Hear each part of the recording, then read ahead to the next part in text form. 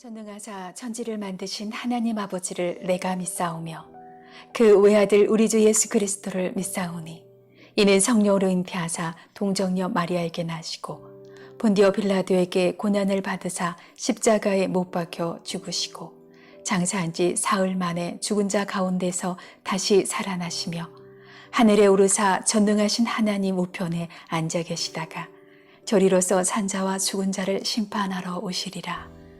성령을 믿사오며 거룩한 공예와 성도가 서로 교통하는 것과 죄를 사하여 주시는 것과 몸이 다시 사는 것과 영원히 사는 것을 믿사옵나이다.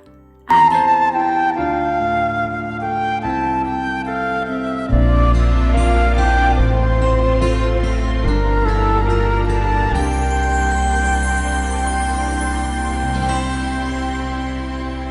내 주의 은혜 강가로 저 십자가의 강가로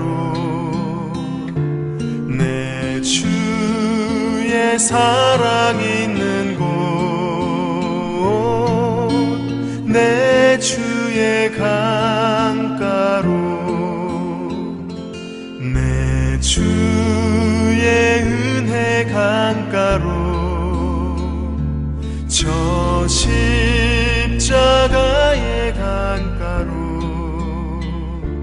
내 주의 사랑 있는 곳 내 주의 강가로 가란 나의 영혼을 생수로 가득 채우소서 피곤한 내 영혼 위에 내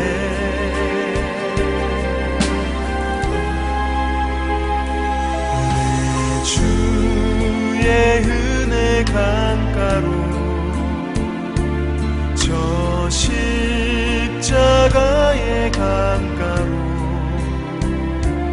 내 주의 사랑 있는 곳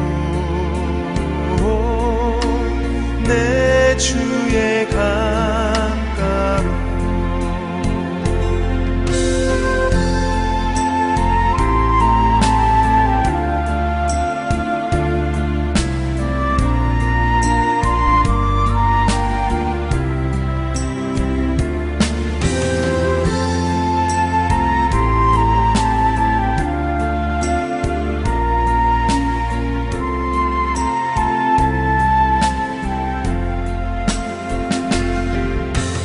가란 나의 영혼을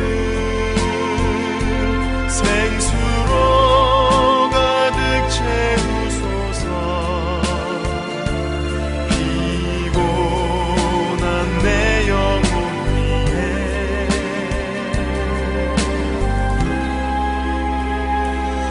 내 주의 은혜 강가로 저 십자가의 강가로 내 주의 사랑 있는 곳 내 주의 강가로 내 주의 강가로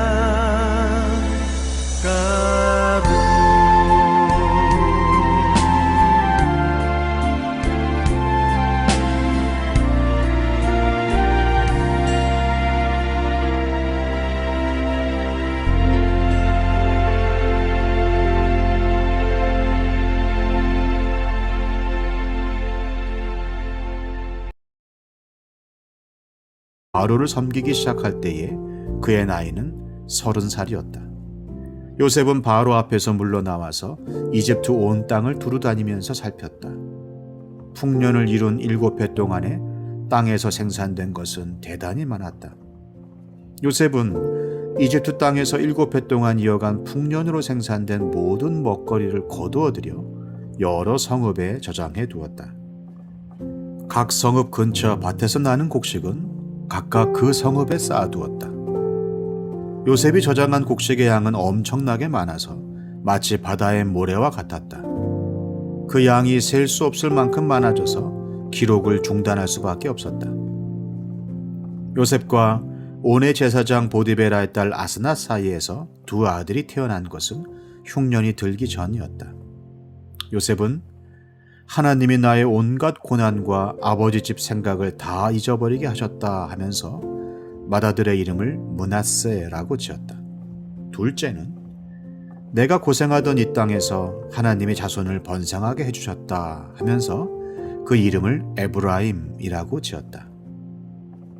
이집트 땅에서 7해 동안 이어가던 풍년이 지나니 요셉이 말한 대로 7해 동안의 흉년이 시작되었다.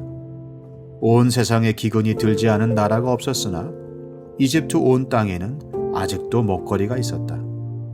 그러나 마침내 이집트 온 땅의 백성이 굶주림에 빠지자 그들은 바로에게 먹을 것을 달라고 부르짖었다.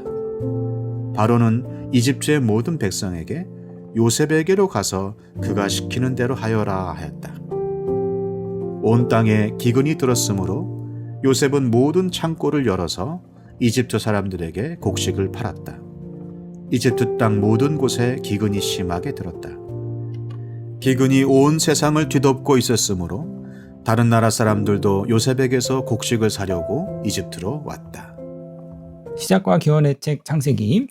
창세기 37장에서 야곱의 12아들의 이야기가 시작됩니다. 이들 중 요셉과 유다가 중심 인물이죠. 37장에서 요셉이 애굽의 노예로 팔리고 총리가 되어서 다시 형들을 만나기까지 20년의 시간이 걸리는데요.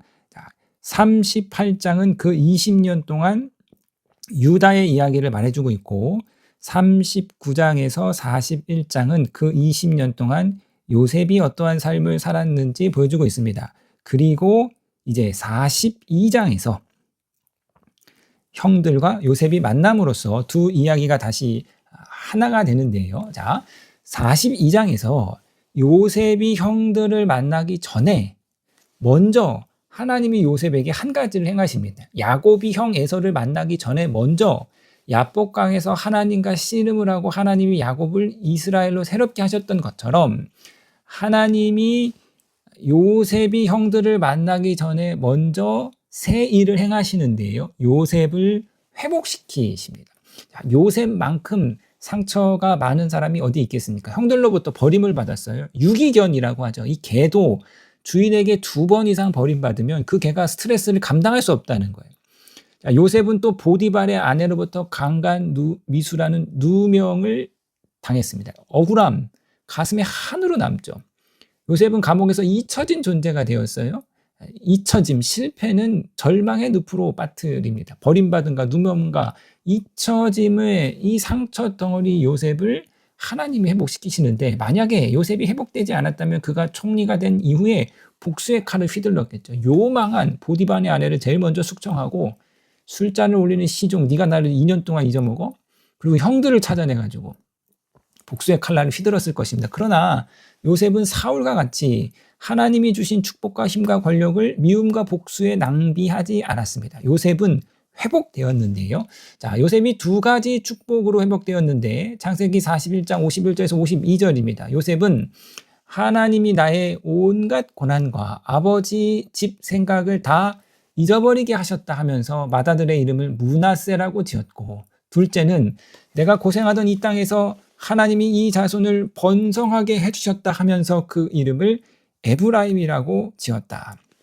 2가지 축복입니다. 상처를 잊게 한 므낫세의 축복과 번성케 하는 에브라임의 축복, 이 두 축복으로 요셉이 온전히 회복되는데요. 자, 상처를 잊게 하는 므낫세의 축복 살펴보겠는데 이 상처는 과거의 기억입니다.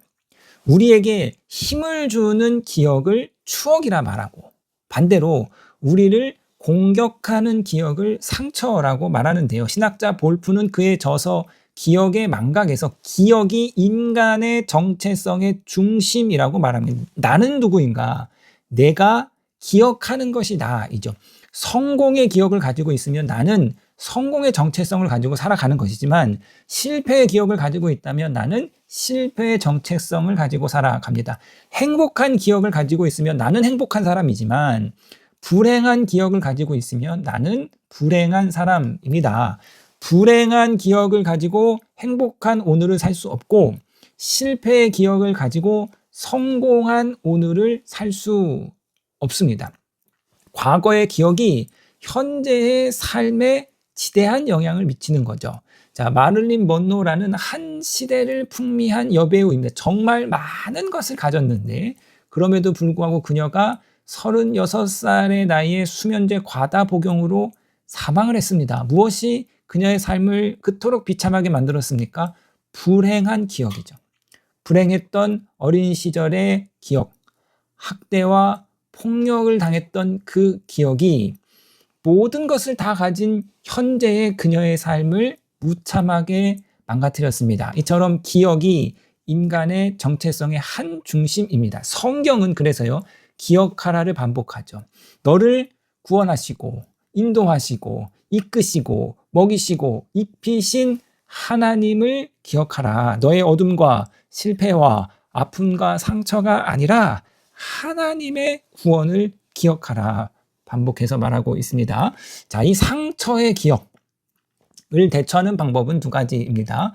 상처의 기억을 재해석하는 것과 상처의 기억을 망각하는 것이지요. 자, 여기서 우리가 중요하게 보아야 할 것은 인간의 기억은 대단히 주관적이다. 그러니까 우리는 사실을 기억하기보다는 주관적인 인식을 기억합니다. 이것은 이제 과학자들이 말하는 기억의 왜곡이라고 하는데요. 우리는 객관적인 사실을 기억하는 것이 아니라 내가 인식한 대단히 주관적인 내용들을 기억하는 거죠. 그리고 기억은 고정된 것이 아니라 얼마든지 바뀔 수 있고 변할 수 있습니다. 그러므로 중요한 것은 과거의 사건이 아니라 그 사건에 대한 해석이고 그 사건에 대한 새로운 기억입니다. 사건은 바꿀 수 없죠. 돌이킬 수 없습니다. 그러나 그 사건을, 과거의 사건을 재해석하여서 우리의 기록을 새롭게 만들 수 있죠. 똑같은 사건을 어떻게 해석하느냐. 가난과 질병과 뜻하지 않은 사고, 실패, 실직, 이러한 사건들을 어떻게 해석하느냐.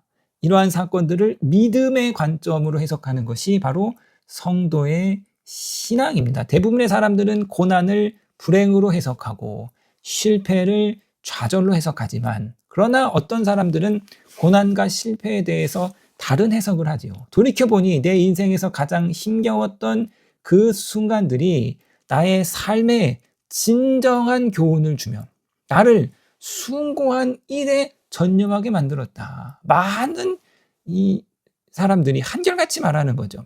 극한의 고통 속에서 가장 많이 배웠다. 고난과 실패를 불행과 좌절이 아니라 성장과 배움으로 해석하고 기억하는 것이죠. 똑같은 사건. 고난과 실패에 대한 해석이 달라지니, 과거에 대한 해석이 달라지니, 기억이 달라지니 현재의 내가 달라집니다. 자, 헨리 나우엔이 상처에 대한 너무나도 탁월한 해석을 우리 가운데 남겨주었죠. 상처 입은 치료자. 헨리 나우엔은 모든 인간은 상처 입은 자로 이해했습니다. 모든 인간은 다 상처를 가지고 있다. 그런데 그 상처가 그리스도를 통해서 치료의 도구로 선용된다는 것입니다. 내가 겪은 상처를, 내가 겪은 아픔을 똑같이 겪고 있는 사람들을 위한 치료자가 되는 거예요. 그러니까 상처를 내 안에 있는 도구로 해석하는 것이 아니야. 나를 공격하는, 나를 망가뜨리는 과거로 해석하는 것이 아니라 상처를 치료의 도구로 해석합니다. 자, 사랑하는 성도님 여러분, 그러나 모든 기억이 긍정적으로 재해석될 수 있는 것은 아닙니다. 모든 기억에 긍정적인 의미를 부여할 수 있는 것은 아니지요. 성적인 수치, 폭력에 대해서 우리가 어떻게 긍정적인 의미를 부여할 수 있겠습니까? 많은 사람들 앞에서 비웃음거리가 된 그 수치의 기억에 우리가 어떻게 긍정적인 의미를 부여할 수 있겠습니까? 그래서 오늘 51절에 때로는 잊어버리는 것이 기억의 또 다른 회복이다. 이 문하세, 망각이 축복이라고 말하고 있습니다. 요셉은 모든 고난을 잊어버렸습니다. 13년의 긴 고난의 기간 동안 겪었던 상처와 아픔을 잊어버리고 아버지의 집을 향한 향수와 그리움과 상실의 아픔을 잊어버렸습니다. 죄와 상처가 많은 이 세상을 살아가는 모든 인간들에게 바로 이 므낫세의 축복이 필요합니다. 사람은 어리석어서 잊지 말아야 할 사실은 잘 잊고 잊어버려야 할 사실은 잊지 못합니다. 우리는 받은 은혜와 사랑은 잘 잊어버리나 선한 일은 잘 잊지 못하죠. 쓰디쓴 실패의 기억, 인생에서 정말 버리고 싶은 수치의 순간들, 거절과 버림받음의 상처들, 도무지 설명할 수 없는 고난의 시간들을 이제는 잊고 싶고 이제는 떨쳐버리고 싶어도 결코 잊혀지지 않습니다. 돌아올 수 없는 그 사람을 향한 상실을 이제는 잊고 싶고 이제는 벗어나고 싶지만 그 사무치는 그리움을 피할 길이 없습니다. 수십 년의 세월이 지났음에도 불구하고 지금도 광주는 5월만 되면 많은 사람들이 가슴 아리를 하고 이유 없이 몸이 아프다고 합니다. 이것이 인간의 유한한 모습이죠. 인간에게는 무엇을 잊게 할 능력이 없습니다.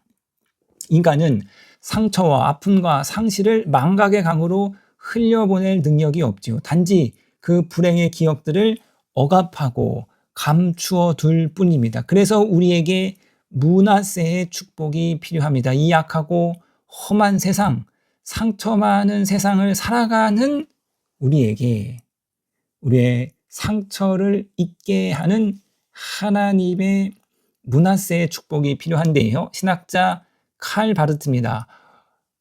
우리는 하나님이 힘을 주셔야 망각할 수 있습니다. 그렇지 않다면 우리는 심각한 공경에 처하게 될 것입니다. 우리는 시간 속에 쭉 펼쳐진 우리의 전 존재를 견딜 수 없을 것입니다. 우리를 공격하는 기억은 상처뿐만 아니라 죄책의 기억입니다. 과거의 나의 모든 어리석은 행위와 죄악이 잊혀지지 않고 낱낱이 기억된다면 우리는 결코 자신을 받아들이고 용납할 수 없을 것이죠. 신학자 칼 라너인데요. 우리는 자신들의 죄책을 망각하도록 정말로 용납을 받았습니다. 하지만 그런 망각이 어떻게 가능한지, 우리의 죄책이 어떻게 우리 앞에서 영원히 사라지는지는 우리는 이해하지 못합니다. 도무지 이해할 수 없는 이 망각의 능력은 하나님이 용서하시는 사랑과 궁극적으로 같은 것입니다. 사랑하는 성도님 여러분, 요셉을 향한 하나님의 뜻이 무엇이었습니까? 회복입니다. 저와 여러분을 향한 하나님의 분명하고 선명한 뜻은 무엇입니까? 우리의 회복입니다. 이사야서 65장 17절에 보아라, 내가 새 하늘과 새 땅을 창조할 것이니 이전 것들은 기억되거나 마음에 떠오르거나 하지 않을 것이다. 이제 상처와 불행, 열등감과 죄책감은 기억되거나 전혀 마음에 생각나지 않는 이 망각의 축복, 므낫세의 축복을 이사야 선지자가 노래하고 있습니다. 사랑하는 성도님 여러분, 이 하나님의 므낫세의 축복을 우리가 이 새벽에 믿음으로 바라봄으로써 이제 과거의 모든 상처와 불행을 저 망각의 강으로 흘려보내고 우리의 모든 열등감을 떨쳐보내고 상실과 실패를 우리의 인생 뒤로 흘려보내시는 이 온전한 므낫세의 축복을 누리시는, 그리하여서 요셉과 같이 온전하게 회복되시는 저와 여러분 되시기를 주님의 이름으로 축원드립니다.